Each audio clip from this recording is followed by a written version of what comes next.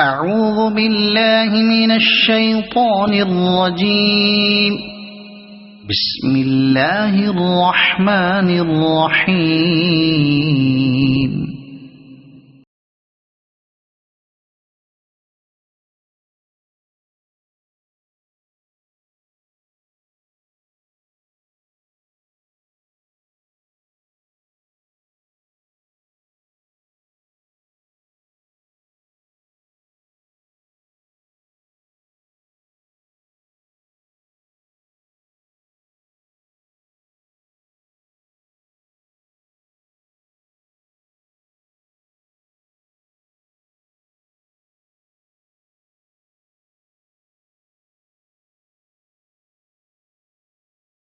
کہ دوسرے دن بھی آپ نے ایک خطبہ دیا جس میں حرم کعبہ کے احکام و آداب کی تعلیم دی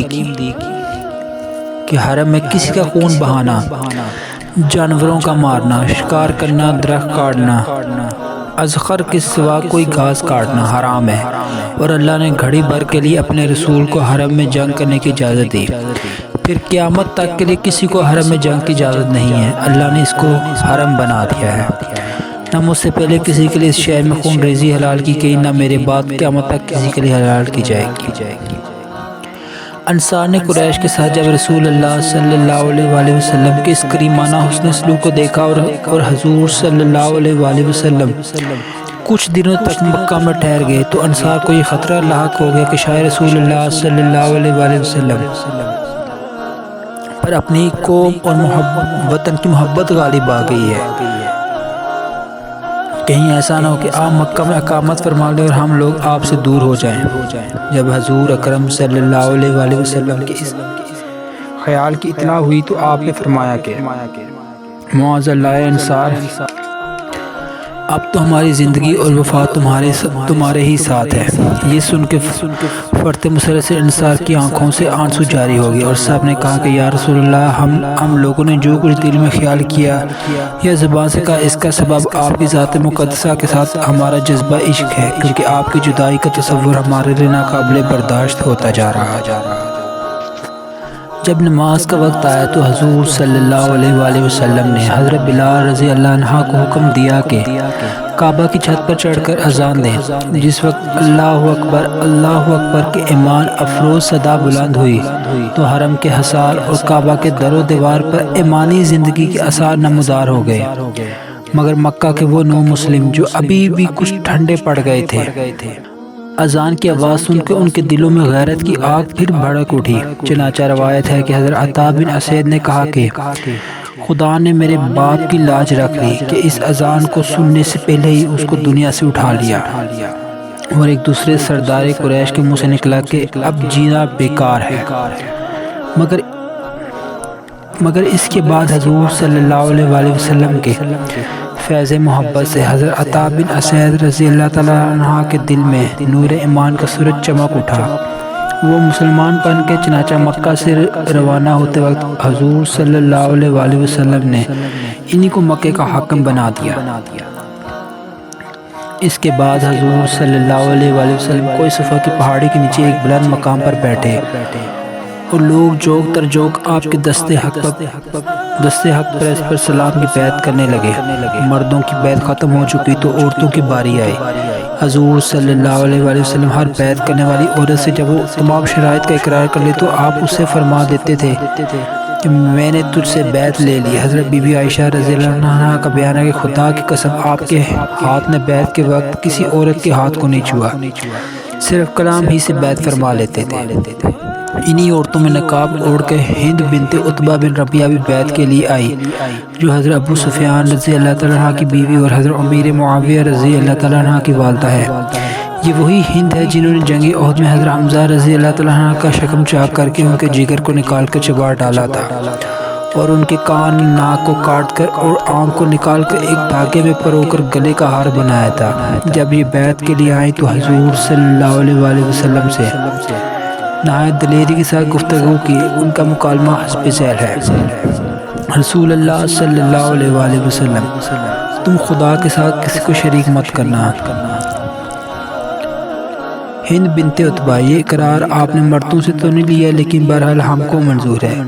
رسول اللہ صلی اللہ علیہ وآلہ وسلم، چوری مت کرنا۔ ہند بنت عتبہ، میں اپنے شوہر ابو سفیان کے مال میں سے کچھ لے لیا کرتی ہوں، معلوم نہیں یہ بھی جائز ہے یا نہیں۔ رسول اللہ صلی اللہ علیہ وآلہ وسلم، اپنی اولاد کو قتل نہ کرنا۔ ہند بنت عتبہ، ہم نے تو بچوں کو پالا تھا اور جب وہ بڑے ہو گئے تو آپ نے جنگ بدر میں ان کو مار ڈالا، اب آپ جانیں اور وہ جانیں۔ بہرحال حضرت سفیان اور ان کی بیوی ہند بنت عتبہ دونوں مسلمان ہو گئے، لہٰذا ان دونوں کے بارے میں بدگمانی یا ان دونوں کی شان میں بدگمانی روافض کا مذہب ہے۔ اہل سنت کے نزدیک ان دونوں کا شمار صحابہ و صحابیات کی فہرست میں ہے۔ ابتدا میں ان دونوں کے ایمان میں کچھ تذبذب رہا ہو، مگر بعد میں یہ دونوں صادق الایمان مسلمان ہو گئے اور ایمان ہی پر ان دونوں کا خاتمہ ہوا۔